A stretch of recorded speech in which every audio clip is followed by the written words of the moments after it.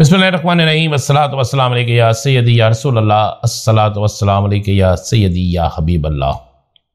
तमाम सुनने वालों को मेरा सलाम। मैं हूं राना अज़ीम और आज की बड़ी अहम तरीन डेवलपमेंट यह है कि तमाम सियासी घोड़े या तमाम सियासी पहलवान या तमाम सियासी रहनुमा, जो भी आप इसे कह लें, सियासी दंगल सियासी खारे में उतर चुके हैं।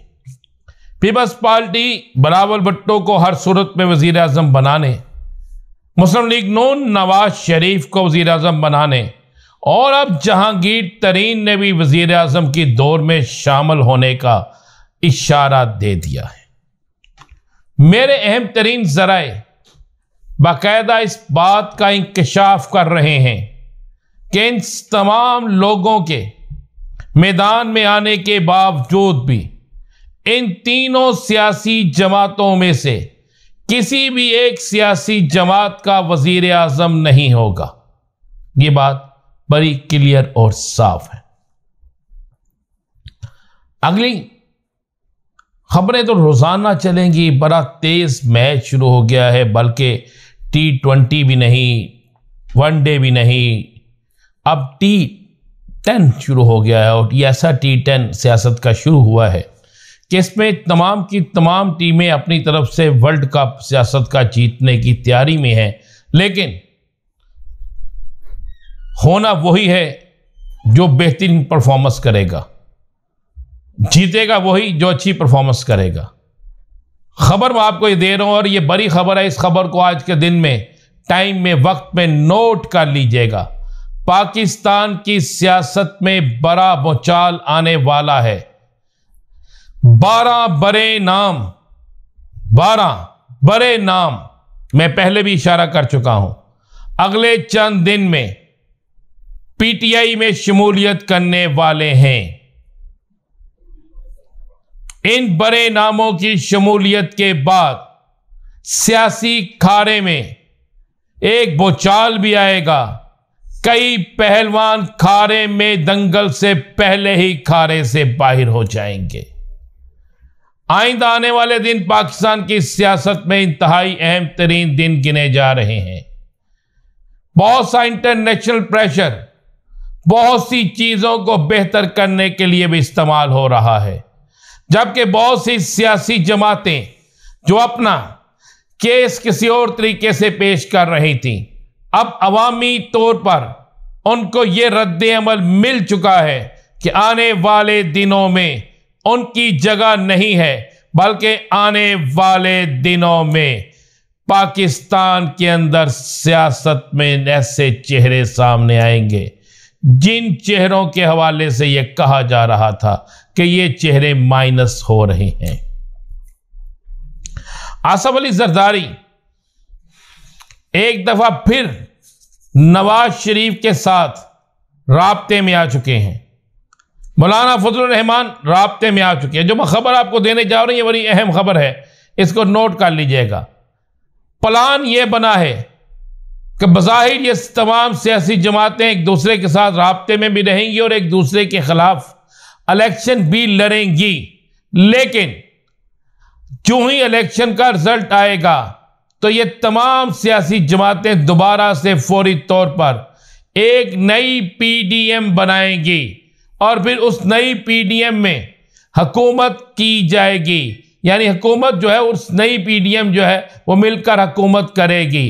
फार्मूले के मुताबिक अगर नून लीग की टिकटें ज्यादा होती हैं तो नून लीग का वजीर आजम सदर पीपल्स पार्टी का, अगर पीपल्स पार्टी की टिकटें सीटें ज्यादा होती हैं तो वजीर आजम पीपल्स पार्टी का और सदर नून लीग से। आपस में बंदर बांट हो गई है।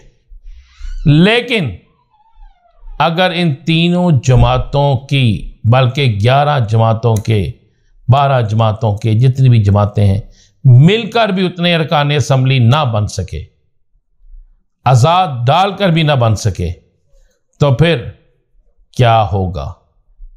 तो फिर किस करवट ऊंट बैठेगा? तो फिर फतह किसकी होगी और शिकस्त किसकी होगी? एक चीज तो बड़ी वाज़ेह है कि जो पैगाम 2-3 سیاسی جماعتیں یہ دے رہی ہیں کہ ہمیں رزلٹ مل جائے گا، نہ تو اب 4 بجے کسی کو اناؤنسمنٹ کرنے دی جائے گی، نہ کوئی یہ سمجھے کہ میں کسی کا ووٹ چرا لوں گا۔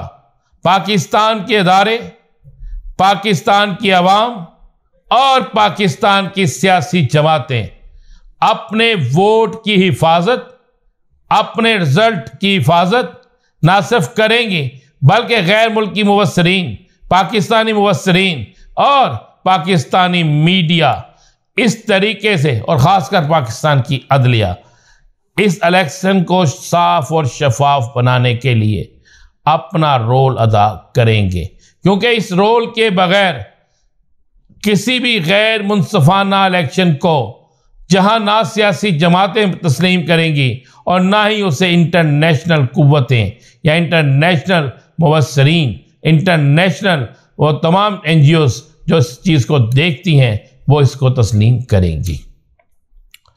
اب بات کر لیتے ہیں ذرا ان سیاسی جماعتوں کی جو بظاہر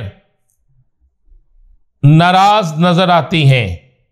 تو میں آپ کو یہ خبر دے رہا ہوں، بلوچستان کے اندر ایک نیا سیاسی اتحاد بننے جا رہا ہے، اور اس نئے سیاسی اتحاد میں اختر مینگر، محمود اچکزئی سمیت کئی اہم ترین رہنما شامل ہوں گے، اور اس نئے سیاسی اتحاد کو